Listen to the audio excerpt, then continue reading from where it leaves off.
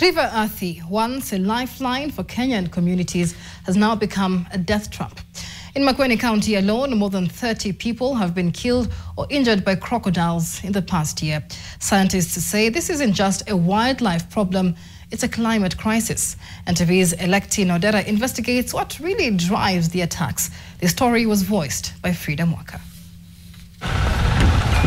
River Athi winds through Makueni County, sustaining ecosystems that have depended on it for generations.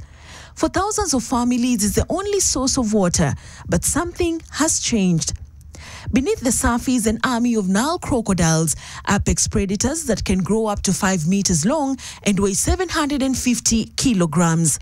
In the past year alone, these ancient reptiles have killed more than 10 people here, injured dozens more. The question everyone is asking, why now? To understand what's happening in River Athi, you have to look up at the sky. Meteorological data shows Makueni County has experienced a 30% decline in annual rainfall over the past decade. Drought cycles that once came every 10 years now arrive every 3. Less rains means less water flowing through River Athi, and less water means a cascading ecological crisis. First, the fish disappear. Nile crocodiles normally feed on tilapia, catfish, and other river species, but pollution from upstream agricultural runoff and reduced water flow have devastated fish populations. Hungry crocodiles don't just vanish, they adapt.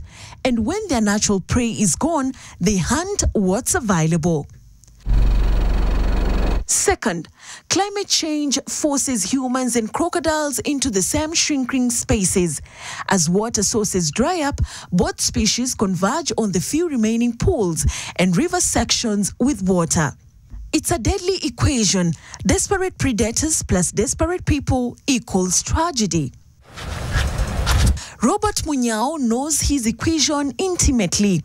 A year ago, his 6-year-old son Brian was attacked by a crocodile while fetching water. His body was never recovered. Hao askari wa KWS walijaribu kuona vile wanaweza saidia, wakapiga bunduki kama wanaweza shtua huyo mamba achilie, lakini hakuachilia, aliingia kwa maji na akaingia na mwili wenyewe. Robert takes us to the exact spot where the attack happened. For his wife, it's her first time back, not because the pain has faded, but because our presence gave her courage. Nashinda tu kuniuliza kila mara, hata nilipojifungua huyu kijana wetu aliniambia kama ingewezekana ngejifungua mapacha. But the Munyao family is not alone.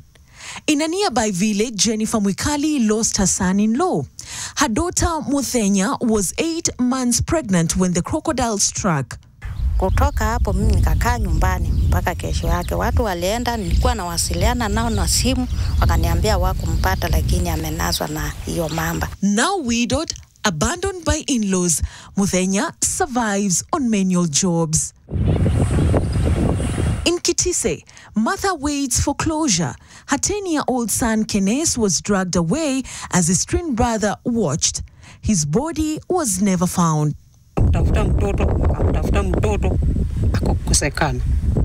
Lakini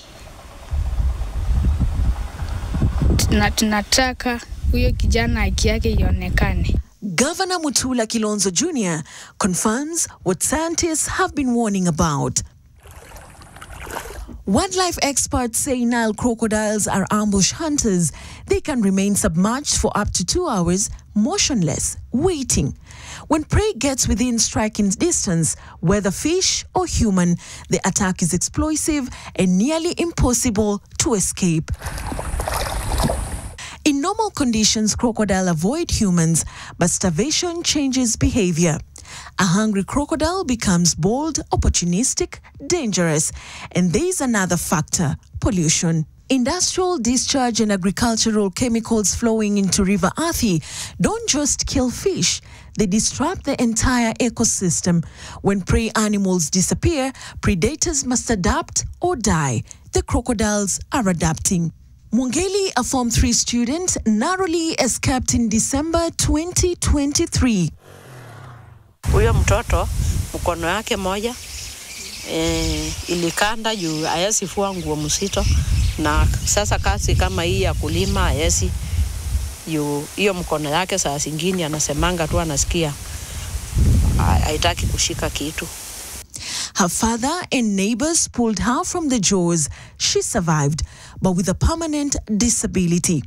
Her mother says the Kenya Wildlife Service promised compensation. So far, nothing.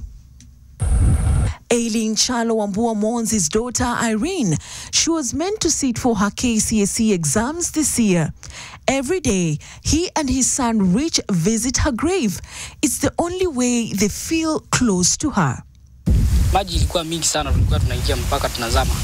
Mwili ukapata haiwezi onekana. Sasa ndio tulimpata hapo kwa maji. According to the Kenya Red Cross, 21 people were killed by crocodiles in Makueni last year alone. The total number of recorded attacks, including survivors, stands at 32. But here is what most troubling. Climate scientists project that droughts in this region will only intensify, which means unless something changes, these attacks will become more frequent. So what are the solutions? Wildlife managers in other countries facing similar crises have implemented protective barriers at water collection points, relocated problem crocodiles, and established safe alternative water sources for communities. But in Makueni, none of these measures exist. Communities continue fetching water from the same deadly riverbanks. Children still play near crocodiles' habitats, and families wait for compensation that never comes.